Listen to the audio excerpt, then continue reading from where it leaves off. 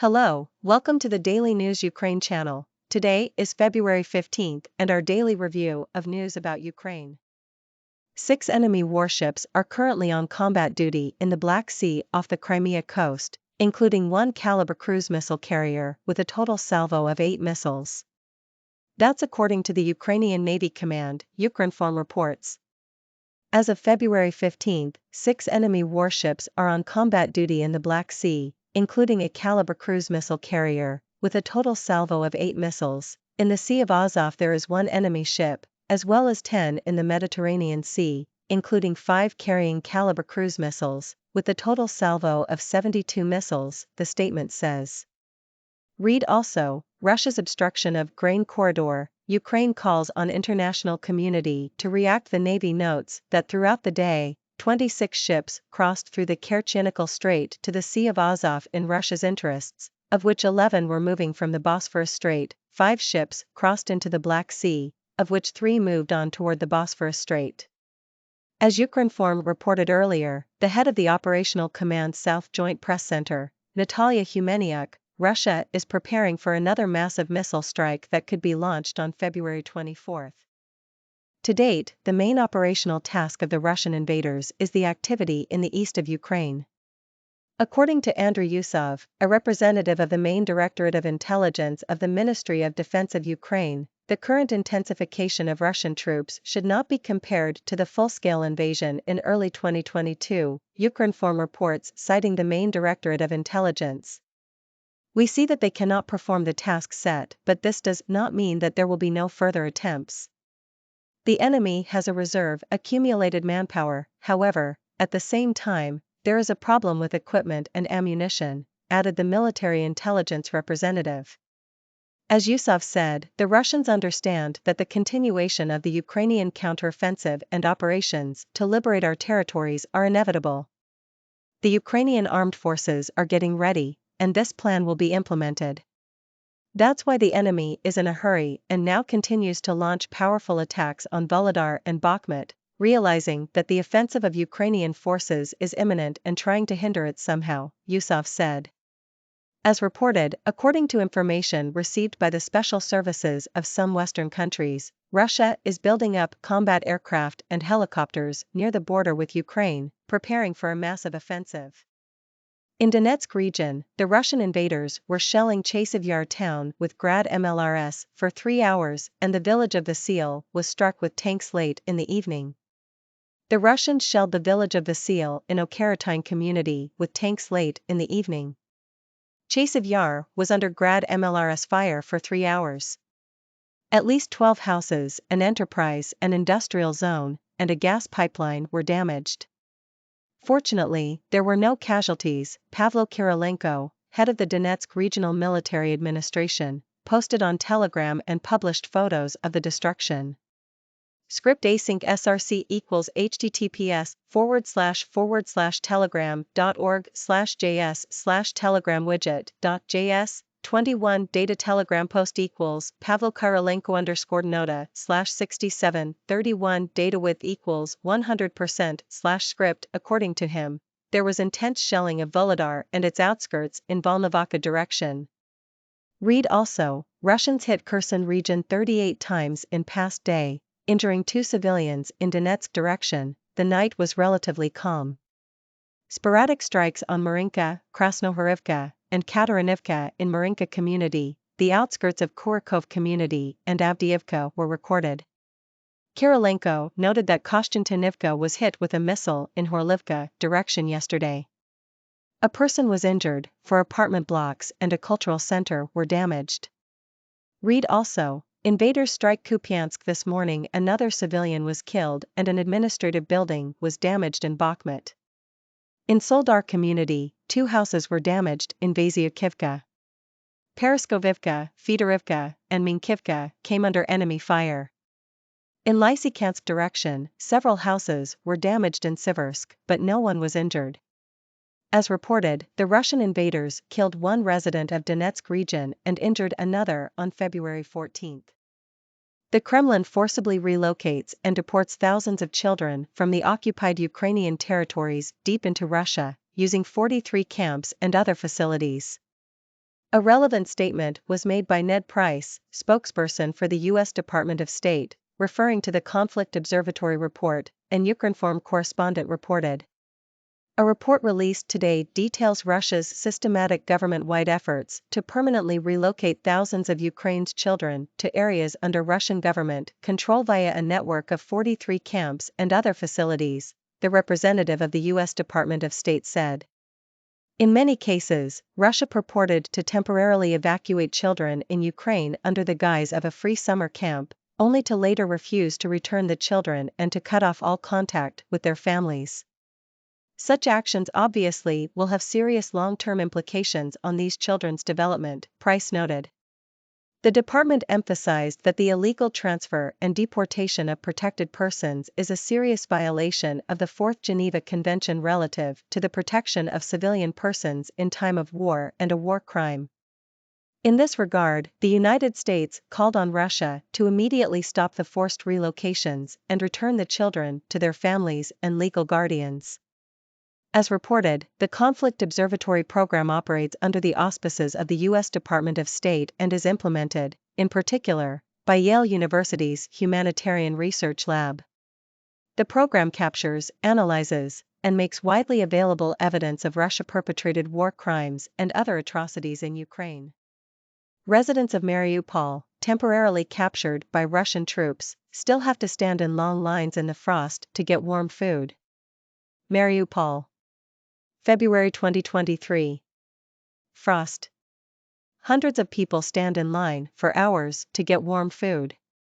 The occupation routine, Petro Andriushenko, advisor to the Mariupol city mayor, posted on Telegram, publishing the relevant photos. Script async src equals https://telegram.org/js/telegram widget.js 21 data telegram post equals Andriush time /6724 data width equals 100% script. As reported, Russia's aggression caused one of the biggest humanitarian disasters in Mariupol. The city was almost 90% destroyed by enemy shelling. Currently, more than 100,000 residents remain in the city. Damaged houses have no heating, normal water, or electricity supply. Hospitals are full of wounded Russian soldiers, and city residents are denied hospitalization. On Wednesday morning, the Russian military shelled the town of Kupyansk, Kharkiv region, damaging private houses. Kharkiv region, February 15. The enemy does not stop shelling the positions of our troops and the settlements near the contact line. The areas of at least 20 settlements came under enemy shelling over the past day, Ola Synhubov, head of the Kharkiv Regional Military Administration, posted on Telegram.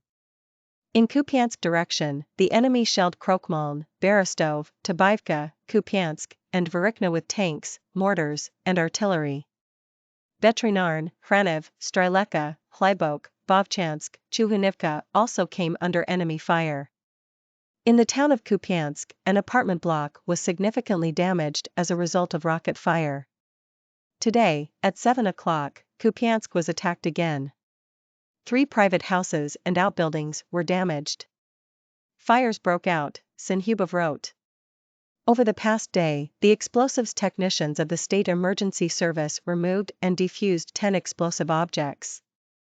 As reported, the Ukrainian troops repelled Russia's attacks in the areas of more than 20 settlements, including Hryanikivka in Kharkiv region, on February 14. Photo, Ola Synhubov, Telegram. Over the past day, Russian invaders shelled Kherson region 38 times, injuring 2 civilians. 2 people received injuries of varying degrees of severity in Russian shelling of Kherson region over the past day, the Kherson Regional Military Administration reports. As noted, peaceful settlements were attacked 38 times with MLRS, mortars, and artillery. The Russian army struck Kherson city 9 times, targeting residential neighborhoods. A healthcare facility and residential buildings were damaged. As reported, the invaders fired at an ambulance station in Vesele, Kherson region. The U.S. Army awarded $522 million in orders to 2 companies to manufacture 155mm artillery ammunition for Ukraine. The orders went to Northrop Grumman Systems Corporation and Global Military Products Incorporated. Deliveries of the new ammunition are scheduled to begin in March of this year, the Defense Post reports. The contract is funded by the Pentagon's Ukraine Security Assistance Initiative. In November, a U.S. official said Russian forces were firing about 20,000 artillery rounds a day. Ukraine's rate was between 4,000 and 7,000 rounds per day, faster than Allied Western manufacturers can produce to keep pace. The rates have plunged since then, as the winter set in and both sides face shortages and conserve ammunition.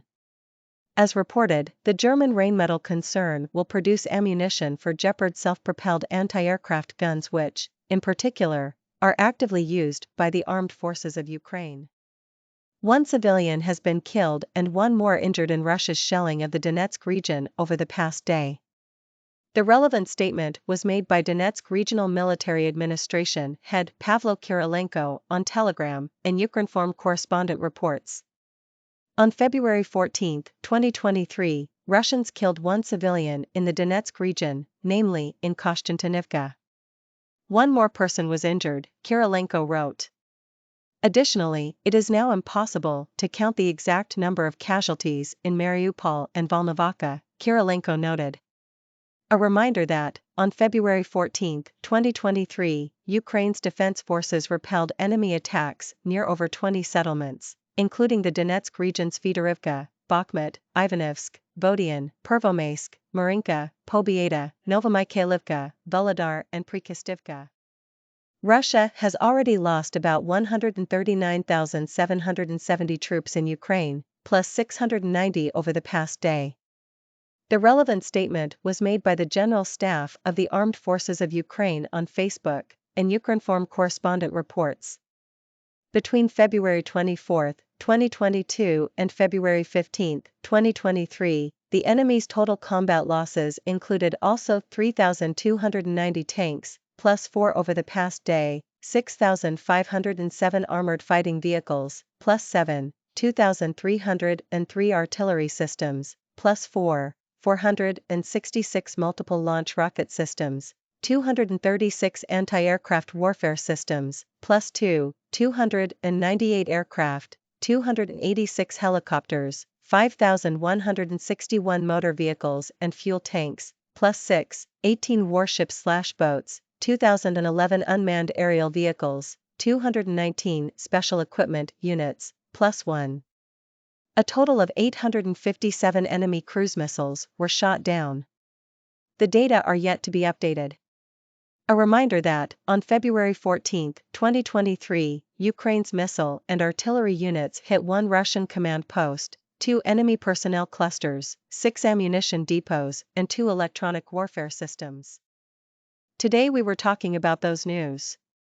Russia keeps one missile carrier in Black Sea. Russia in a hurry to attack in east before Ukrainian counteroffensive starts, intelligence. Enemy attacks Chasiv Yar with Grad MLRS, Vesele with tanks. U.S. Department of State, Russia uses 43 camps to relocate thousands of Ukrainian children. People still standing in lines for food for many hours in Mariupol. Invaders strike Kupyansk this morning. Russians hit Kherson region 38 times in past day, injuring 2 civilians. U.S. awards $522 million contracts for ammunition for Ukraine.